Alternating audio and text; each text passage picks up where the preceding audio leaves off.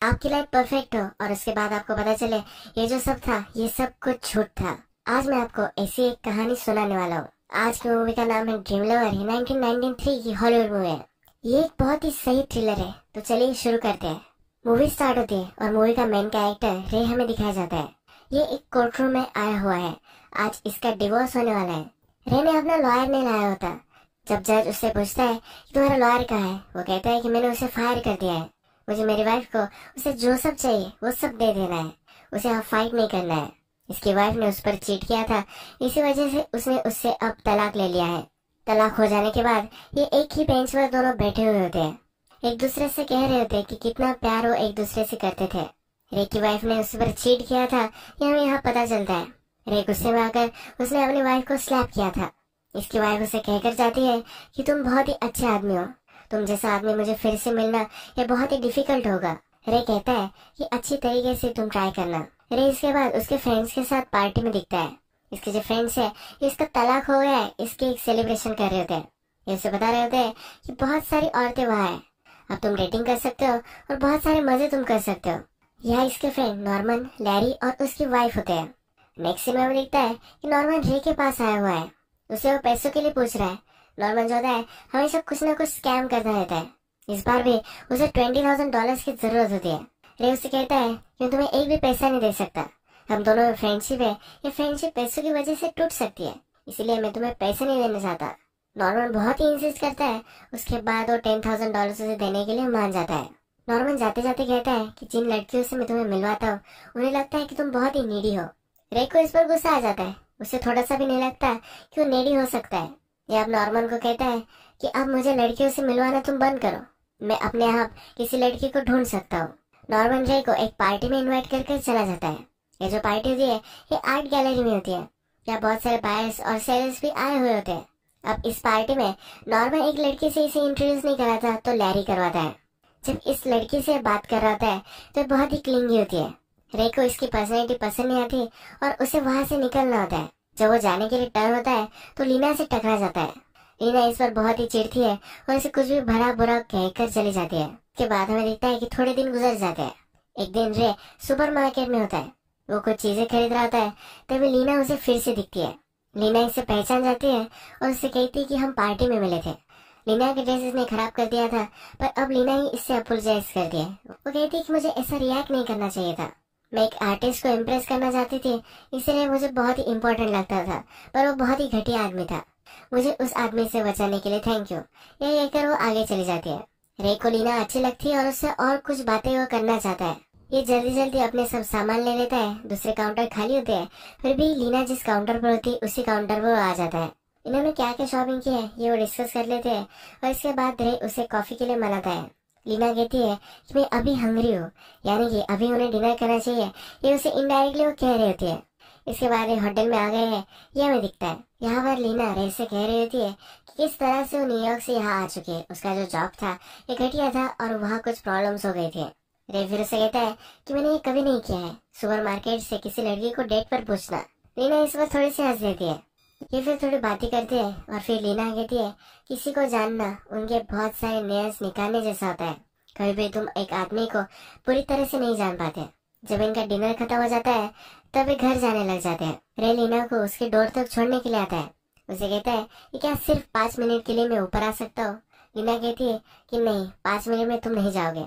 ये कहकर वो दरवाजा बंद कर लेती है। नेक्स्ट दिन रे अपने फ्रेंड को लगाकर लीना का फोन नंबर निकालने की कोशिश करता है। उसका फ्रेंड उसे कहता है किसी को भी उसके बारे में पता नहीं है, जिस पार्टी में वो थी उस पार्टी में कोई भी इसका फ्रेंड नहीं है। रे को सिर्फ एक कोइंसिडेंस लगता है और इसे इग्नोर कर देता है। रे रात में फिर लीना के घर के पास आ जाता है। लीना का वो वेट कर रहा था। लीना जब घर आ रही होती है तब एक आदमी के साथ होती है, उसे वो जाते वक्त किस करती है और फिर घर अंदर आ जाती है। रे बिल्डिंग के नीचे आता है, यहाँ बजर्स होते हैं, यानी कि बिल्डिंग में जो सब लोग रह रहे हैं इन्हें कांटेक्ट कर सकता है। अगर इन्हें परमिशन दी तभी डोर खुलेगा। ये अलग अलग अपार्टमेंट में कांटेक्ट करता है और फिर लीना का ही आवाज उसे सुनाई देता है। वो कहता है कि तुमसे मैं कांटेक्ट कर पाऊँ इसका मेरे पास कोई भी वे नहीं था, मैंने ट्राई किया पर मुझे तुम्हारा नंबर वगैरह कुछ भी मिल नहीं पाया, इसलिए मैं इस तरह से तुमसे मिल रहा हूँ।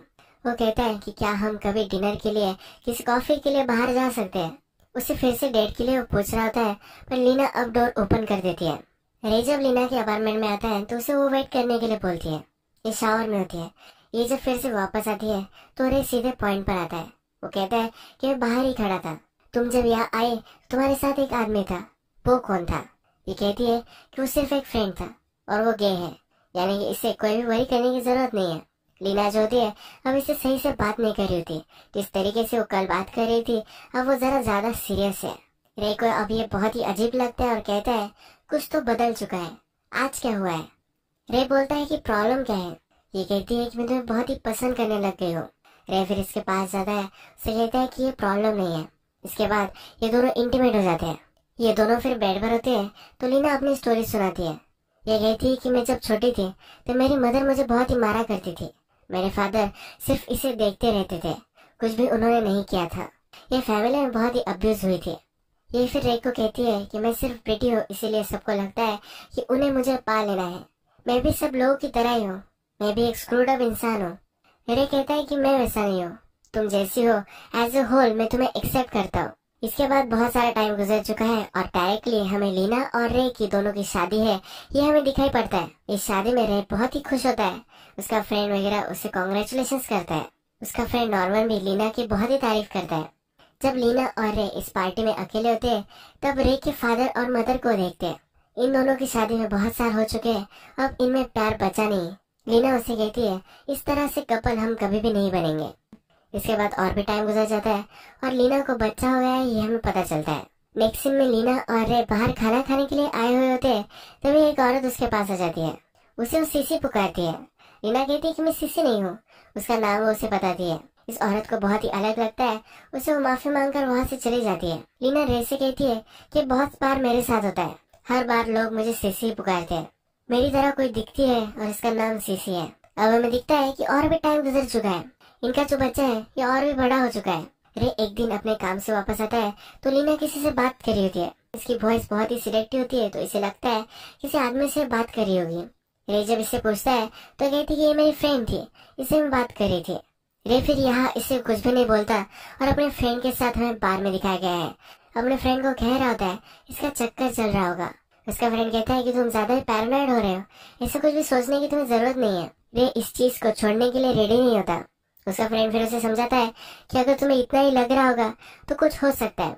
ये जो हमें सेंसेस दिए गए हैं ये हमारे सिक्स सेंस की तरह ही होते हैं। इसके बाद हमें दिखता है कि रे एक मीटिंग में आया हुआ है। यहाँ एक औरत है जिससे वो हमेशा फोन पर बात करता था, आज पहली बार वो इसे पसंद नहीं मिला है। ये दोनों बात करने लग जाते हैं, तब इसे पता चलता है कि ये जो औरत है ये भी लीना के ही यूनिवर्सिटी से पढ़ी थी। रे कहता है कि क्या तुम उसे जानती हो?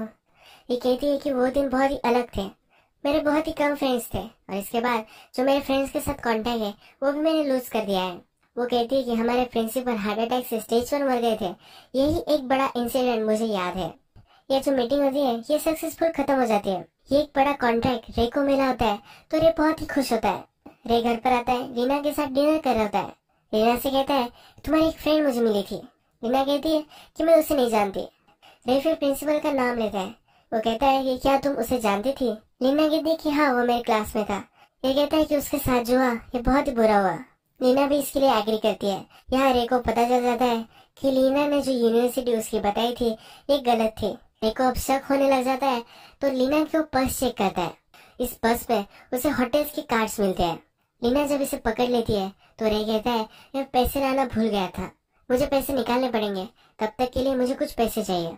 रे फिर लीना का जो होम टाउन है ये पता कर लेता है और वहाँ पहुँच जाता है। लीना की फोटो सब लोगों को दिखाता है, यानी कि किसी न किसी को तो पता होगा कि लीना कौन थी। ये फिर जब एक आदमी के पास आ जाता है तो वो इसे जानता है, ये पहले इसका बॉयफ्रेंड हुआ करता था। ये रे पर हंसने लग जाता है। वो कहता है लीना ने मुझे हमेशा बताया था कि वो किसी रिच आदमी से शादी करना चाहती है, लीना उसके साथ कुछ भी कर सकती है, ये उसे वार्न करता है। रे कहता है क्या इसके मदर एंड फादर के बारे में तुम्हें कुछ पता है? ये कहता है कि उसके फादर एंड मदर से तो शादी के पहले मिलना चाहिए था, इनका पता ये उसे दे देता है। रे फिर लीना की मदर फादर के यहाँ पहुँचता है। लीना की मदर इसे देखकर बहुत ही खुश होती है। ये कहती है कि क्या अब तुम तुम्हारे असाइनमेंट से रिलीव हो चुके हो? रे को कुछ समझ में नहीं आता। एक्चुअल में लीना ने अपने फादर एंड मदर को बताया होता है कि रे सीआईए में है, इसलिए वो उनसे मिल नहीं पाती। रे जब यहाँ पहुँचता है तो लीना की परवरिश कितनी अच्छी हुई है ये सब वो देखता है। इसके मदर एंड फादर दोनों बहुत ही स्वीट होते हैं। रे फिर रीना को उसके फादर और मदर को अपने घर लेकर आता है। रीना जब इसे देखती है तो बहुत ही सरप्राइज होती है। रीना की जो सब अच्छी स्टोरीज थी इसके मदर एंड फादर इसे कहते हैं। जब मदर फादर चले जाते हैं तो फिर रे रीना को कन्फ्रंट करता है। वो कहता है तूने मुझे क्यों नहीं बताया था, तुमने मुझे झूठ क्यों बोला, ये तुमने क्यों किया था, तुम्हारी फैमिली तो बहुत ही स्वीट है, ये कभी भी तुम्हें अब्यूज नहीं कर सकते। रीना कहती है कि फैमिली में अलग अलग तरह के अब्यूज होते हैं, इससे क्या फर्क पड़ता है। रीना का नाम रीना नहीं तो सीसी था, इसके बारे में वो उसे कन्फ्रंट करता है। रीना कहती है जिस टाउन में मैं रह रही थी, अगर मैं वहाँ रहती तो मैं वहाँ स्टक हो जाती, मेरे बॉयफ्रेंड से तुम मिले, उसके साथ ही मेरी शादी हो जाती, मेरी लाइफ पूरी बर्बाद हो जाती। तो इसलिए मैंने ये सब डिसीजन लिए थे। मैं न्यूयॉर्क चली गई, अपने आप को मैंने रीइन्वेंट किया है। रेखा जब गुस्सा शांत हो जाता है तो दोनों इंटीमेट हो जाते हैं। बेड पर ही इसे कहती है कि अब हमारे बीच में और भी कोई सीक्रेट नहीं है। इसके बाद और भी कुछ साल गुजर जाते हैं और इनको और एक बच्चा हो जाता है। इसके बाद इनकी लाइफ हमें दिखाई जाती है, अपने फ्रेंड्स के साथ हैंग आउट करते हैं। जिस तरह से इनका पहले रूटीन था यही चलता रहता है। एक दिन रे अपनी बच्ची को सुलाता है और हॉल में आता है तो लीना किसी से बात कर रही होती है। प्रेयर्स में जिस तरह से बात कर रही थी इसी तरह से वो बात कर रही है। तो फिर से इसकी वो फ्रेंड ही थी, ये उसे कहती है। अब रे इससे डिस्टर्ब हो जाता है, उसे कन्फ्रंट करता है, उसकी पर्स लेकर आता है और सब चीजें वहां से निकालता है।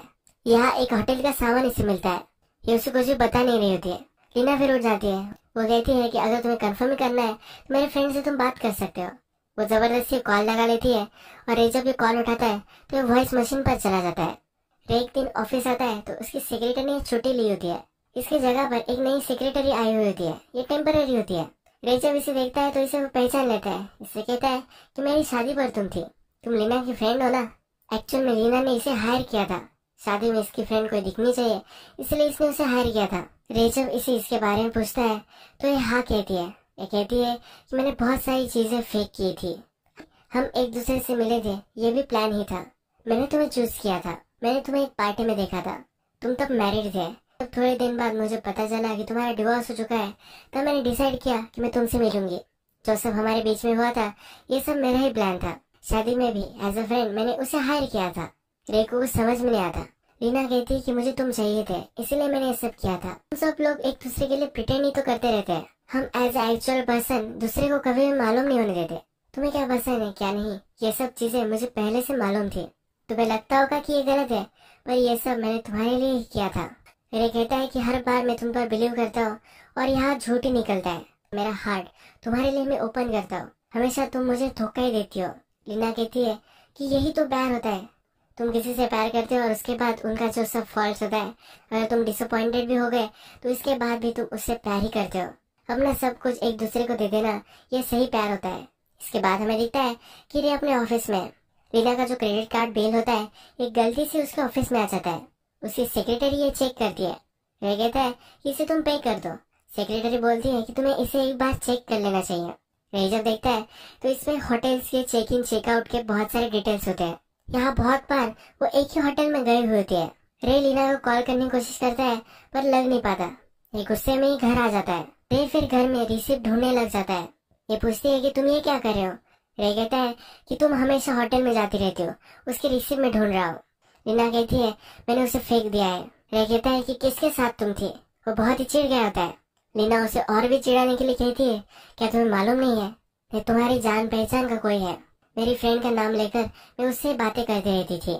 रे इस आदमी को जानता है। ये सुनकर ये बहुत ही डिस्टर्ब हो जाता है।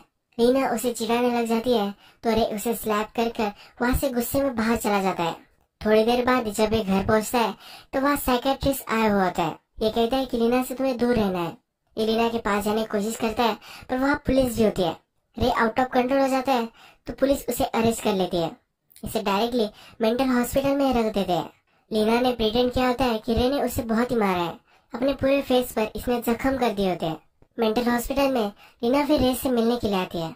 कोर्ट में हियरिंग होने वाली होती है, इसके बारे में उसे कहती है। ये बोलती है कि हियरिंग कैसी भी जाए फिर भी तुम याद रखना कि मैं तुमसे बहुत ही प्यार करती हूँ। रे कहता है कि तुम एक साइकोपैथ हो। कहती है कि साइकोपैथ भी लोगों से प्यार कर सकते हैं। यह अब जो भी होगा इसके लिए रेडी हो रही होती है, यानी कि अगर इसके खिलाफ हियरिंग हो गई तो रे से फिर से इस शादी में वो जा सकती है। जब हियरिंग स्टार्ट होती है तो सब सबूत जज को दिखाए जाते हैं। इसमें दिया गया होता है कि रे हमेशा से लीना को मारता था। रे इस पर डिस्टर्ब होता है और कहता है कि ऐसा कुछ भी नहीं था।